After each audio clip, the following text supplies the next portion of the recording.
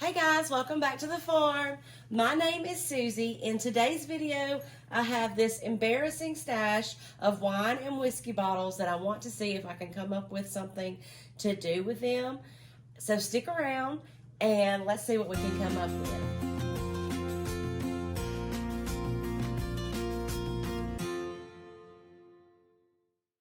The first project is by far the easiest and probably my favorite.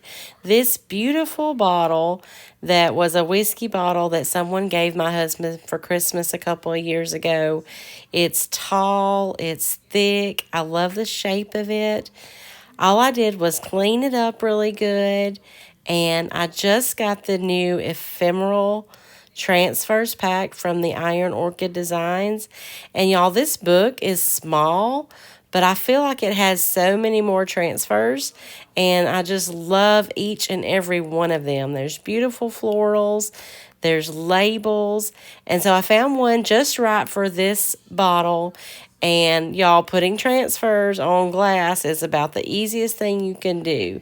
You be sure you want to get it where you want it before you put it on the glass, because it will stick automatically. And this glass had a few little bumps and crevices in it. That just made it all the more beautiful, but I had to get it in the cracks a little bit. But I just love how this bottle turned out. And I just put a long stem in it, and I just love looking at it. It is so pretty.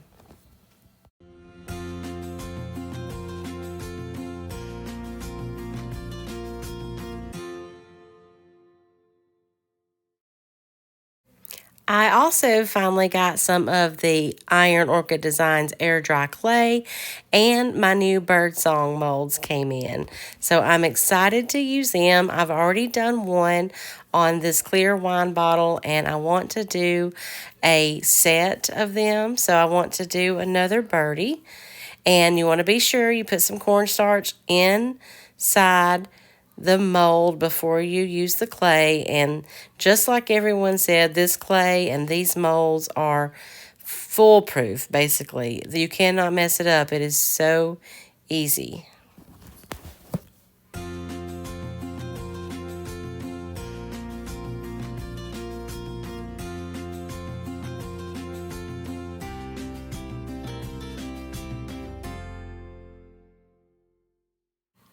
You can't believe how easy it comes out of those molds. And I'm just going to glue them onto the glass with some Gorilla Glue.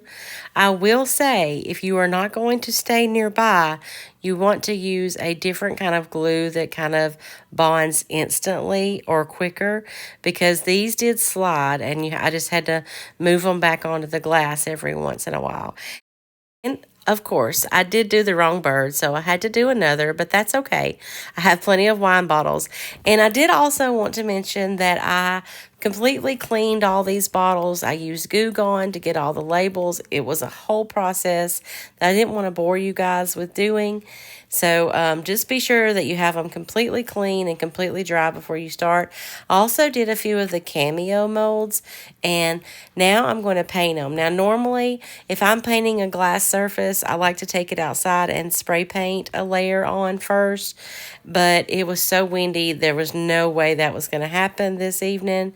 So I just hand did it. It took a couple of coats, and then I decided for these that I would do the baking soda and paint mixture, and that helped it stick a little bit also.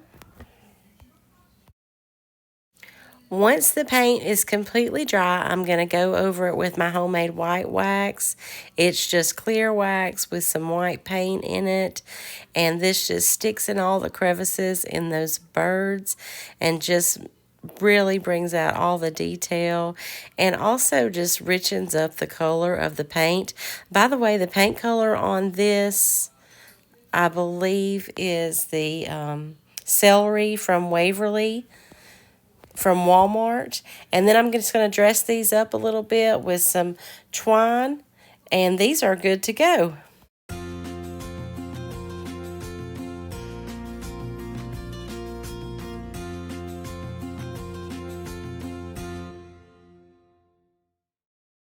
The reason I have all these wine bottles is back in the early 2000s, I had the whole thing going in my dining room with the red walls and the bistro and the wine decor.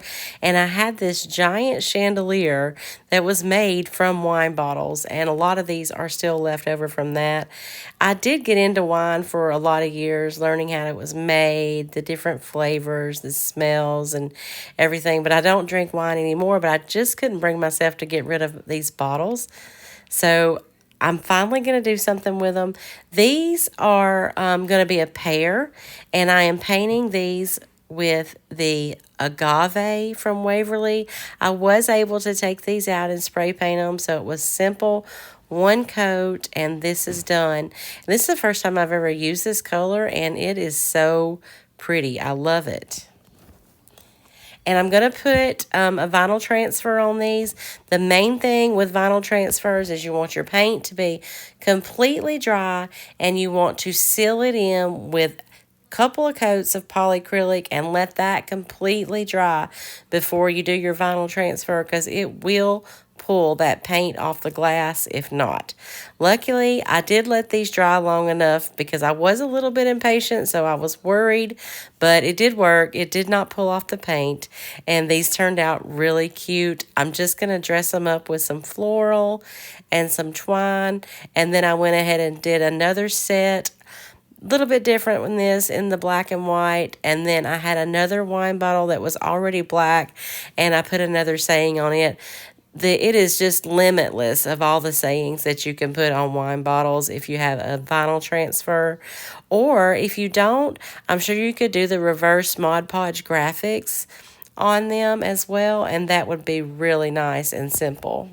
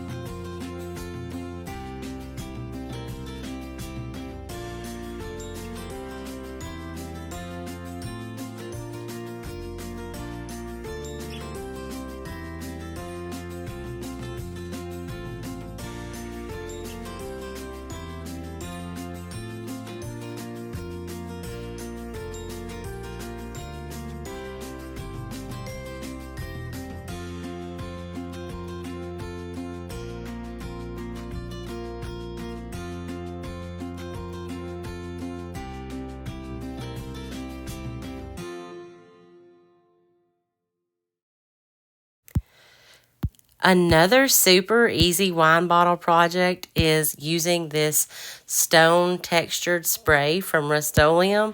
I found a spot outside where I could spray paint beside the house where it was not too windy, and I put this one coat on, let it dry completely, come back and did another coat, and then sealed it with polyacrylic. And y'all, this is so beautiful.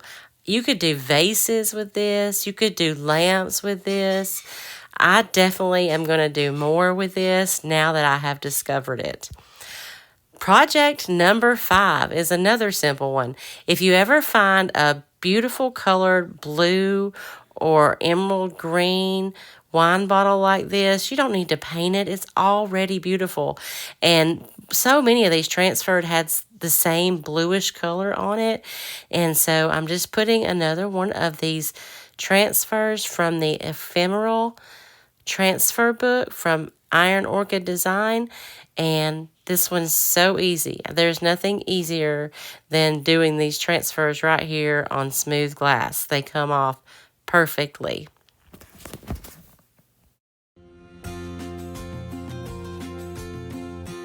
I did feel like it needed a little dressing up, so I just put some ribbon around the bottom and the top, and this was turned out so pretty.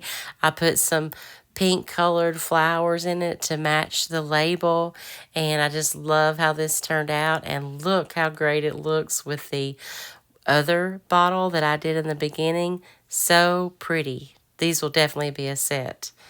For my next project, I am going to be decoupaging. I found this pretty scrapbooking paper, and well, there was two different ones I found that were kind of matchy and really pretty. So I'm just going to decoupage them on the wine bottle. This would have been easier if I could have found a napkin or some tissue paper that I really liked, but I couldn't find any in the colors and what I wanted. So I'm just going to work with this paper. It'll look good once it's on there. It's just a little tricky to work with a thicker piece of paper when decoupaging.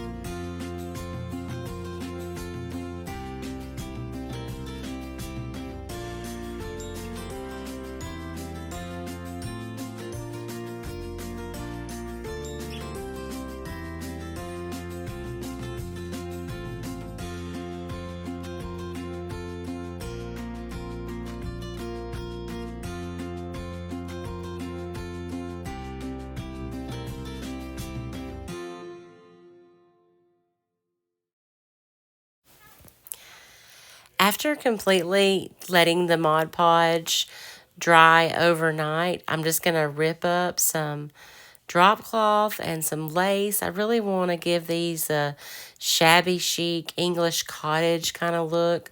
And I had that extra bird, and when I did the white wax on it, I used the Waverly white wax. The Waverly white wax is actually a little more yellowy, so I thought it would go well with this trio here, and I just love how these turned out. I think I'll sell these all three together or put them in a little vignette together in my booth.